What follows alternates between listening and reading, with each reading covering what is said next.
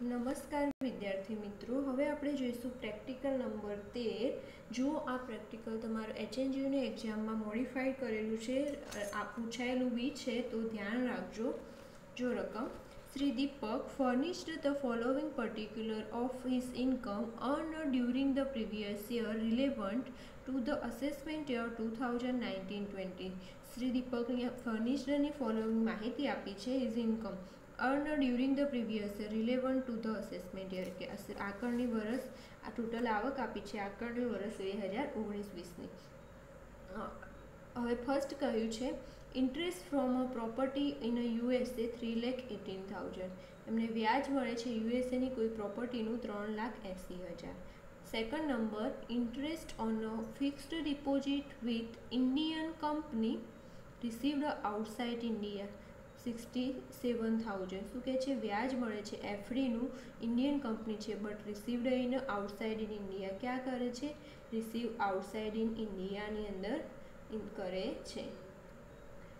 પછી કહ્યું છે third number business profit earn in earlier and received in London proud to India during current previous year 1 lakh.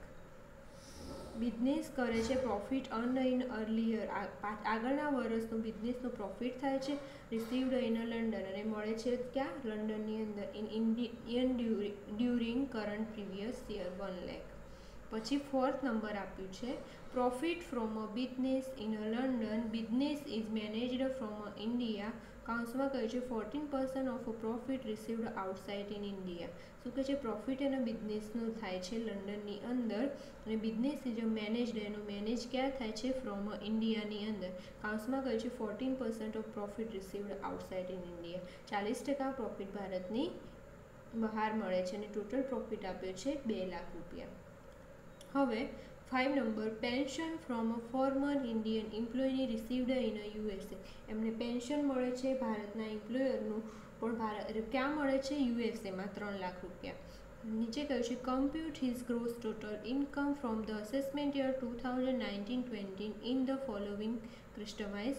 First કહ્યું છે if is a resident. શું કહે છે નીચેની માહિતી ઉપરથી ટોટલ ગ્રોસ આવક શોધો આકરણી વર્ષ 2019-20 માટે. એમાં પહેલું કે રેસિડન્ટ હોય રહીશ હોય, બીજું if is resident but not ordinary resident કે એ રેસિડન્ટ છે પરંતુ સામાન્ય રહીશ નથી, રહીશ છે. અને થર્ડ નંબર નોન રેસિડન્ટ કે સામાન્ય રહીશ પણ નથી. તો ચલો આપણે પ્રેક્ટિકલ નંબર લઈએ 30. તો પહેલાં સ્ટેટમેન્ટ બનાવશું. તો statement of total gross income of Sri Deepak. Statement total gross come from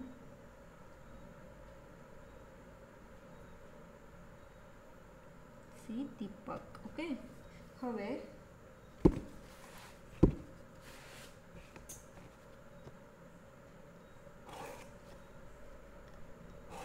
statement બનાવી દઈએ.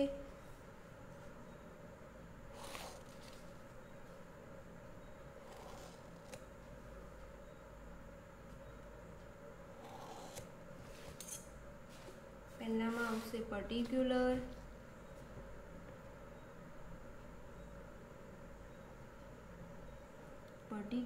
ફર્સ્ટ, પછી આવશે resident and ordinary resident.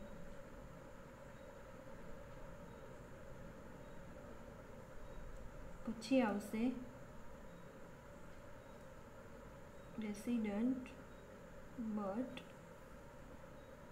Non ordinary resident. પછી આવશે નોન રેસિડન્ટ. હવે 1 by 1 રકમ લઈએ. Interest from property in USA. કેટલી ઇન્કમ કરી છે? 3,18,000 કે નહીં લઈએ. Interest on property in USA.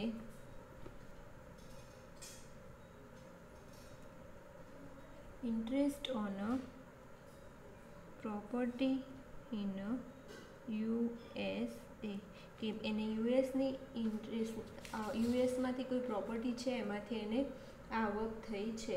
તો હવે જુઓ, હવે કોઈ પણ આવક થઈ હશે તો એને યુએસએમાં, આમાં તો કોઈ ક્લેરિફાઈ કર્યું નથી આપણને કે ક્યાં મળી છે, તો આપણે એવું ધારી લઈએ કે યુએસએમાં મળી છે. તો ફર્સ્ટ નંબરનો ટોપિક લાગુ પડશે, income which accrue or arise outside in India and received outside in India in the previous year from the any other sources. કે ભારતની બહાર જ મળેલી કે લેણી થઈ છે એ આવક અને મળી પણ ક્યાં છે, ભારતની બહાર, તો એ એક વ્યક્તિ માટે ટેક્સેબલ હશે. રેસિડન્ટ એન્ડ ઓર્ડિનરી રેસિડન્ટ માટે ટેક્સેબલ છે, બાકીનું resident and non ordinary resident and non resident માટે નથી ટેક્સેબલ. તો ટોટલ આવક કેટલી થઈ છે, 3,80,000. અહીંયા બંનેને નહીં આવે. હવે સેકન્ડ નંબરની ઇન્કમ લઈએ. જો આપી છે, interest on a fix deposit with Indian company received outside in India 67,000. શું કહે છે, interest on a fix deposit in a Indian company. હવે એની એફડી ઉપર વ્યાજ મળ્યું છે ઇન્ડિયન કંપનીમાં અને રિસીવ ક્યાં કર્યું છે, આઉટસાઇડ ઇન ઇન્ડિયા. મળ્યું ભલે આઉટસાઇડ ઇન્ડિયા, પણ લેણી ક્યાં થઈ છે, ભારતની અંદર જ થઈ છે. તો ફર્સ્ટ નંબરનો નિયમ લાગુ પડશે. Income received or demand to be received in India whether earn in India or અધર વેલ્સ. તો કે એ અધર વેલ્સ, તો આ કોના, 3 વ્યક્તિ માટે ટેક્સેબલ આવશે. તો interest on FD deposit Indian company કેટલી છે, 67,000. તો ત્રણેય વ્યક્તિ માટે ટેક્સેબલ આવશે. Resident and ordinary resident, resident but not ordinary resident and non resident. Third નંબરની ઇન્કમ લઈએ. Business in profit earned in earlier year and received in London brought to India during current previous year. શું કે છે, business profit થાય છે earned in earlier year કે એ જ વર્ષમાં ને રિસીવ્ડ લંડનમાં કરે છે અને ત્યાંથી brought in India during current previous year, એ ચાલુ પ્રીવિયસ યરમાં એ પ્રોફિટ ભારતની અંદર લાવવામાં આવે છે. તો જો આની અંદર લાગુ પડશે 5 નંબરનું ટોપિક મેથડ. જો તમને બફોમાં મેં જે લખાયું છે એની અંદર, income which accrue or arise outside in India and received outside in India during the year preceding the year and remitted to India during the previous year. શું કહે છે કે એ આવક થઈ છે ભારતની બહાર થઈ છે અને એ મળી પણ છે ભારતની બહાર, પરંતુ એના અને કયા વર્ષમાં, એના આગળના વર્ષમાં. તો એ આગળના વર્ષમાંથી પાછું એ ભારતમાં લાવવામાં આવે તો કોઈ પણ વ્યક્તિ માટે ટેક્સેબલ નથી. તો લઈએ business profit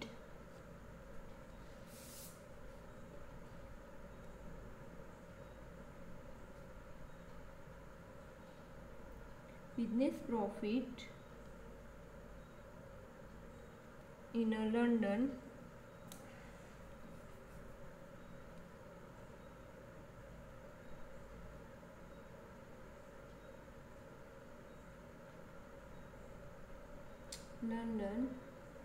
managed from India.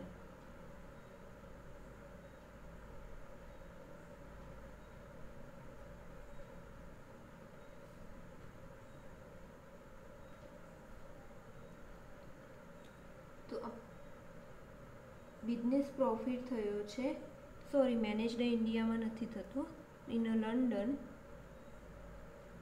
બ્રાઉટ to India.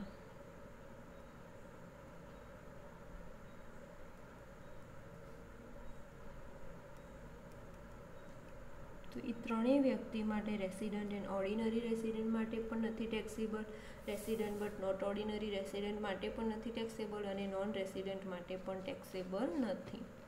હવે ફોર્થ નંબરમાં લઈએ. શું આપ્યું છે, profit from a business in a London, business is મેનેજડ in a from ઇન્ડિયામાં 40% profit received outside in India, કે 40% પ્રોફિટ આઉટસાઇડ ઇન રિસીવ્ડ ક્યાં થયો છે, આઉટસાઇડ ઇન ઇન્ડિયા. તો બાકીનો ક્યાં થયો હશે, 14 આઉટસાઇડ ઇન ઇન્ડિયા તો 60% ભારતમાં થયો હશે. તો હવે આની અંદર ટોપિક નંબર શું આવશે? થર્ડ આવશે. Income which accrue or arise outside in India and received outside in India from the business controllable from India.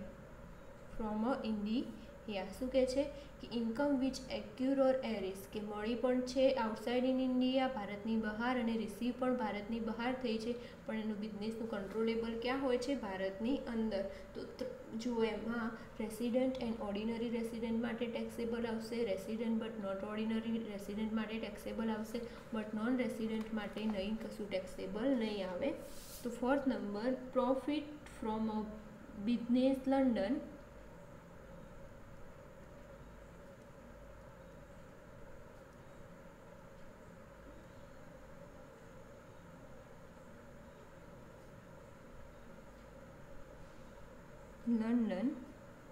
managed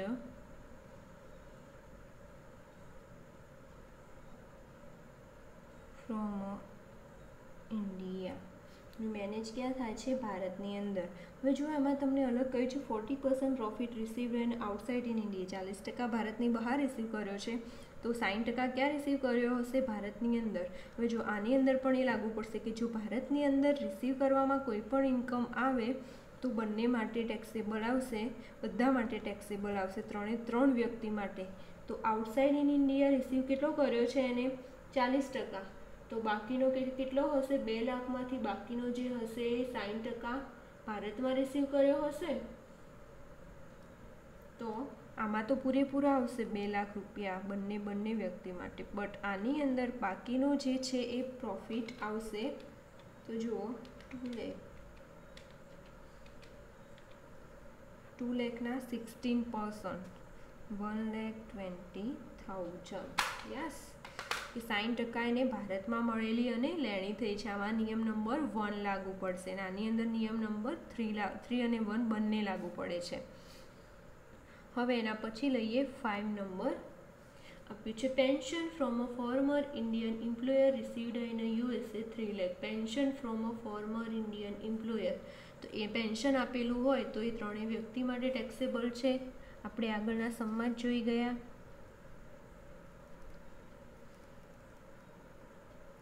pension from a former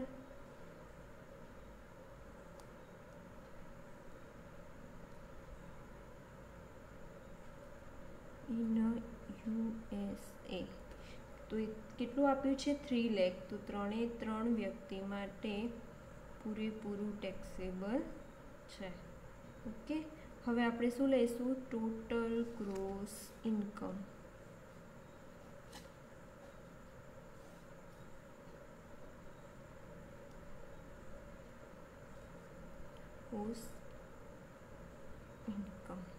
total gross ઇન્કમમાં જુઓ, પહેલું રેસિડન્ટ એન્ડ ઓર્ડિનરી રેસિડન્ટના first છે 3,18,000 plus 67,000 plus 2 lakh plus 3 lakh, તો કેટલા થાય છે? 9,47,000. હવે આની અંદર રેસિડન્ટ બટ નોટ ઓર્ડિનરી રેસિડન્ટનો 6,67,000 પ્લસ 2 લાખ પ્લસ 3 લાખ, તો 5,67,000. હવે થર્ડમાં નોન રેસિડન્ટમાં 67,000 પ્લસ 1,20,000 પ્લસ 3 લાખ, તો 4,87,000. બરાબર છે. ટોટલ ગ્રોસ ઇન્કમ આપણને 3 વ્યક્તિની મળી ગઈ છે. તો જો વિદ્યાર્થી મિત્રો, આ સમ તમારે HNGUમાં મોડિફાઈડ કરેલો છે, એટલે IMP છે, તમે ધ્યાન રાખજો. જો કાંઈ પણ ખબર ના પડે તો મારો પર્સનલ કોન્ટેક્ટ કરી શકો છો, યા તો પછી તમે કોલેજમાં આવી અને મળી શકો છો. ઓકે, હવે આ સમ તમે જોઈ લેજો બરોબર, અને કાંઈ પણ ક્વેરી હોય તો મને મળી લેજો.